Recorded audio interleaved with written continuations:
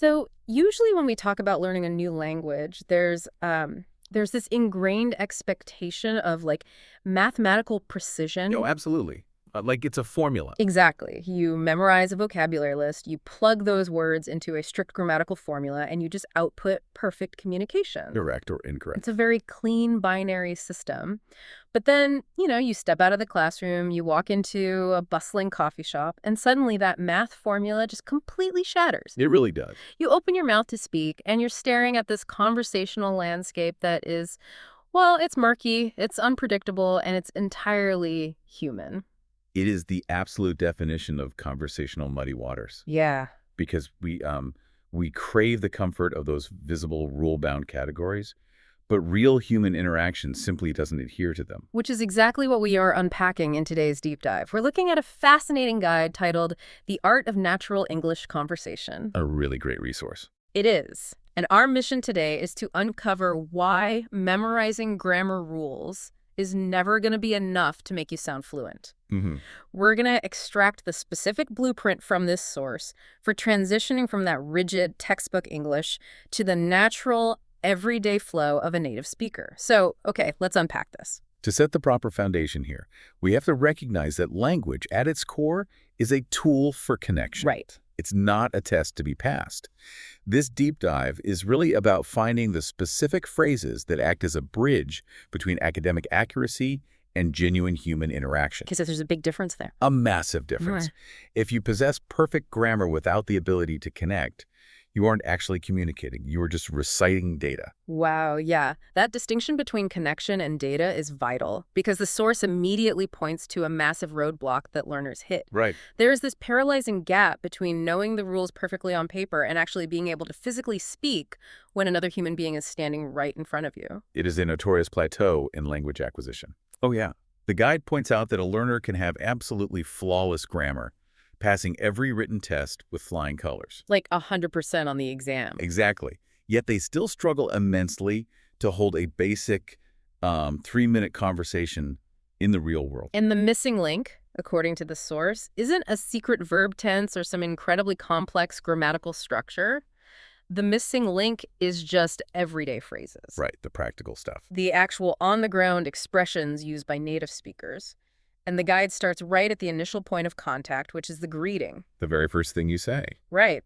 It claims that native speakers rarely just say hello, opting instead for phrases like, hey, what's up, or how's it going? Yeah, they lean heavily on these alternative openings to establish a specific tone before the actual substance of the conversation even begins. But I have to push back on this a little bit. Okay, go for it. Is the word hello really a problem? I mean, it's perfectly grammatical, it's universally understood, and it's polite. It is all of those things. So if I'm a learner and I try to casually throw out a what's up, Yeah. don't I risk sounding fake? Or like, I'm trying way too hard to use slang? Why shouldn't I just stick to the safety of a polite hello? Well, what's fascinating here is the underlying sociolinguistics of that choice. Hello is absolutely not a bad word, Right. and grammatically, it's flawless. But as we established, language is about social signaling. Okay. When a native speaker opts for what's up or how's it going, they are deliberately signaling warmth and accessibility. Oh, I see. They are demonstrating cultural fluency, which is arguably much more important than grammatical fluency in a casual setting. So it's less about the literal definition of the greeting and more about setting the conversational temperature. Precisely. Think about the power dynamics of human interaction. A formal hello can inadvertently establish a rigid, hierarchical, or even overly professional tone. Like you're walking into a courtroom. Exactly. It can make the interaction feel like an interview. By using a more casual greeting, you instantly strip away that formality. You bring it down to earth. Yes. You make both the listener and the speaker more comfortable. You are establishing a collaborative peer-to-peer relationship right out of the gate. Signaling to the other person, like, we are just chatting. There is no pressure here. Exactly. It makes a lot of sense. You're basically disarming the other person before you even get to the point. Yes, exactly. Okay, so let's say you've successfully broken the ice. You didn't sound like a robot. You said, hey, how's it going? And you set that warm temperature. You're off to a good start. Right. But I've noticed learners often hit a massive wall right after the greeting. The gears just seem to grind to a halt. What is the mechanism native speakers use to keep the momentum going once the conversation has actually started? Well, they rely on what we might call conversational momentum builders. Okay. The source categorizes these as everyday conversation phrases. These are the highly common expressions that act as the connective tissue of the dialogue. Connective tissue, I like that. The guide specifically highlights phrases like, no problem, sounds good, I'm on my way, or take care. They almost act like conversational WD-40. That's a good way to put it. They lubricate the gears so the chat doesn't get stuck on a squeaky, awkward pause. Exactly. But the guide also mentions a second mechanism for this, which is natural responses. It notes that instead of giving long, perfectly constructed answers, native speakers rely on short, punchy responses. Things like absolutely, of course, or not really. Right. The contrast is the crucial element there. The brevity of the response is a feature. It's not a bug. That brings up a huge question about the psychology of the learner, though. How so? Why do learners default to these massive paragraph-long answers when someone asks them a simple question? What is happening in their brain that makes them construct a complex sentence when a simple absolutely would work perfectly fine? Well, if we connect this to the bigger picture, it stems almost entirely from the trauma of the academic classroom. Wow, trauma. Yeah, think about it. When you are learning a language, your deepest instinct is to prove your competence. You are terrified of being perceived as uneducated or elementary. Oh, totally. You want to sound smart. Right. So your subconscious tells you, I just spent 3 weeks learning the present perfect continuous tense, and I am going to use it right now to prove that I am a sophisticated speaker. It's like they're showing their work on a math test. Exactly. They want the native speaker to grade them. That is the exact psychological trap. But native speakers don't want to grade your grammar. They just want to communicate efficiently. They just want the answer. Right. In native, everyday speech, efficiency and rhythm are valued far above perfect, lengthy academic sentences. Makes sense.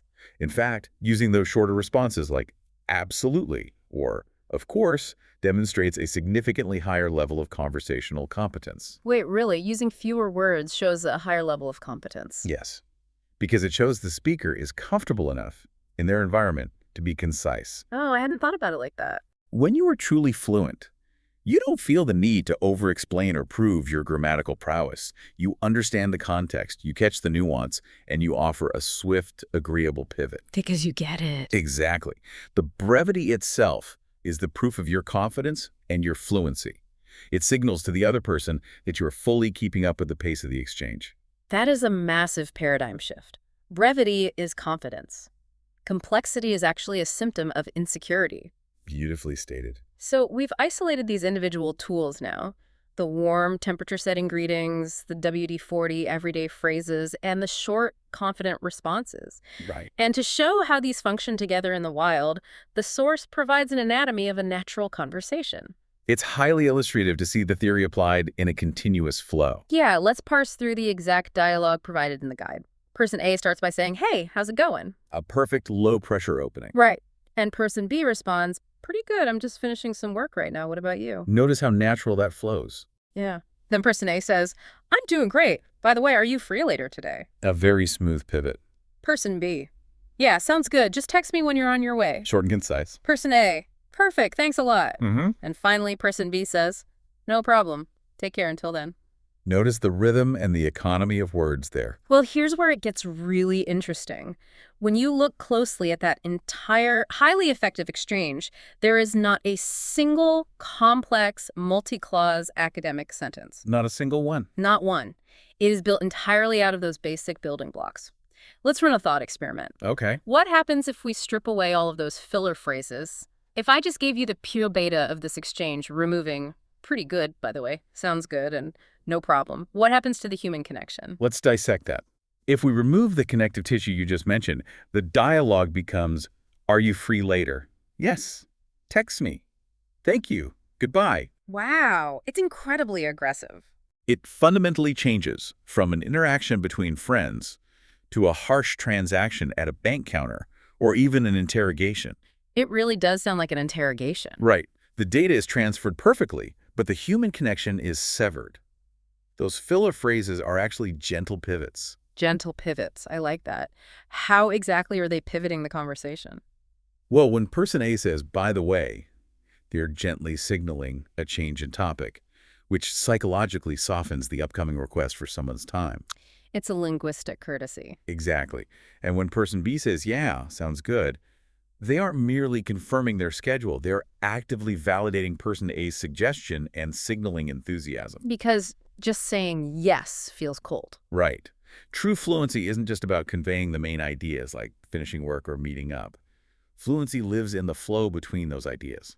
These phrases act as the shock absorbers of the dialogue. You smooth out the bumps so the conversation doesn't give you cognitive whiplash. Perfectly said. The transition from one topic to the next just feels seamless.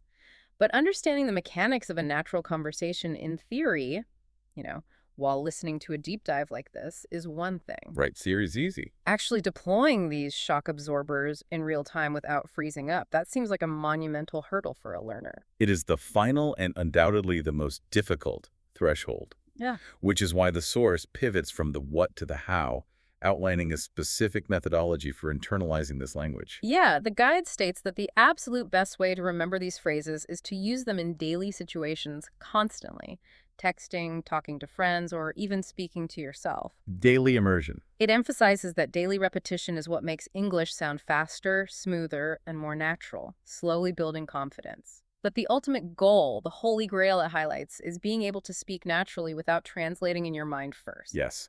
The elimination of the mental translation step is the defining marker of true fluency. It makes me think of rendering a heavy video file on an old computer. Oh, that's a great analogy. Right.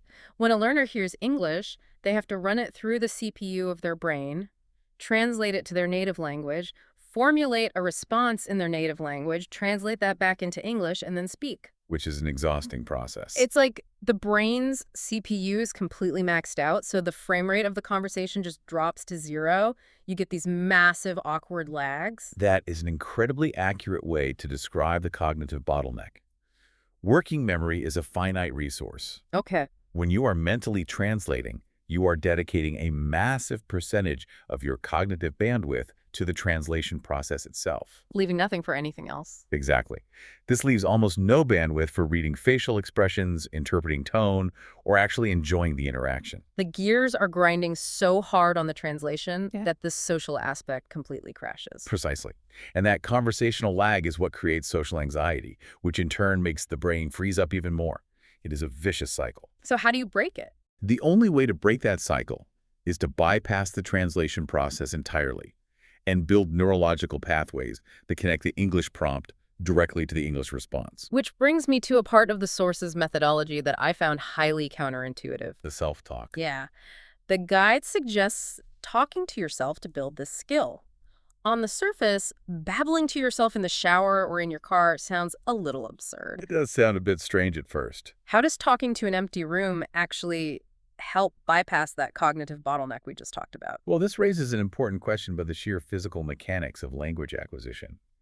We often think of language as a purely mental exercise, but it is deeply physiological. Physical? How so? It requires the precise coordination of your tongue, your vocal cords, and your breath. When you talk to yourself, you're removing the social pressure and the judgment of an audience. You're creating a psychologically safe environment. Yes. In that safe environment, you aren't worried about looking foolish, which means your brain's threat detection system powers down. Oh, that makes sense. This allows you to focus entirely on the motor cortex. You are practicing the literal physical production of the new language. Training the muscles. Exactly. You are training your mouth muscles to form the shapes of these phrases automatically, without waiting for the conscious brain to translate them first. It is quite literally muscle memory, no different than a pianist practicing a scale until their fingers move without conscious thought. So babbling in the shower is basically hitting the gym for your motor cortex. That's exactly what it is. You are rehearsing the physical reflex so that when you are in that bustling coffee shop, your mouth just knows what to do before your brain has time to panic. Yes. So what does this all mean for someone listening right now? If we step back and look at the trajectory of this guide, we started by recognizing the inherent trap of relying on textbook grammar to carry a conversation. We explored the sociolinguistics of greetings, moving away from the rigid formality of hello to the accessible warmth of what's up. We discovered the psychological trap of overcomplicating answers. And learned how to lubricate our chats with confident, concise shock absorbers like We're absolutely. conversational WD-40. Exactly. And finally, we dug into the cognitive necessity of daily repetition and self-talk to bypass the heavy CPU load of mental translation, turning language from a math problem into pure muscle memory. It functions as a complete, practical toolkit for crossing that terrifying chasm between academic knowledge and lived, spontaneous fluency. And to make sure you actually start crossing that chasm, we're going to issue you the exact challenge laid out in our source material. Your mission today is to take 5 common English phrases and deliberately use them in your conversation. Just 5 phrases. Just 5. The catch: you have to try to deploy them instinctively without running that heavy mental translation software in your head first. Let the muscle memory take the wheel. Before we wrap up, there is a very subtle tease at the very end of our source material that really warrants a deeper look. The guide mentions that as you progress, the goal is answering questions quickly and naturally. This concept of developing speed and instinct in a second language leaves us with a truly fascinating philosophical puzzle to chew on. I am always here for a philosophical puzzle. Where does the guide take us? Think about the implications of what we've discussed today. If you successfully follow this methodology, if you genuinely stop mentally translating your native language into English and you start relying entirely on these innate, fast-paced English reflexes and cultural shock absorbers, does your underlying personality actually change? Wait, really? Think about it. If you are no longer filtering your thoughts through the specific vocabulary, the humor, and the cultural norms of your mother tongue, who is the you that is speaking? Oh, wow. That fundamentally alters how you look at this whole process. It ties perfectly back to our starting point. Language isn't just a math formula where X always equals X. When you abandon the safety of the textbook and you step into the murky, beautiful reality of a spontaneous conversation, you aren't just memorizing new sounds. By adopting a new rhythm, new shock absorbers, and a new cultural intuition, you might actually be discovering a completely new version of yourself. It's a journey. It really is. Best of luck integrating those 5 phrases today. We will catch you on the next deep dive.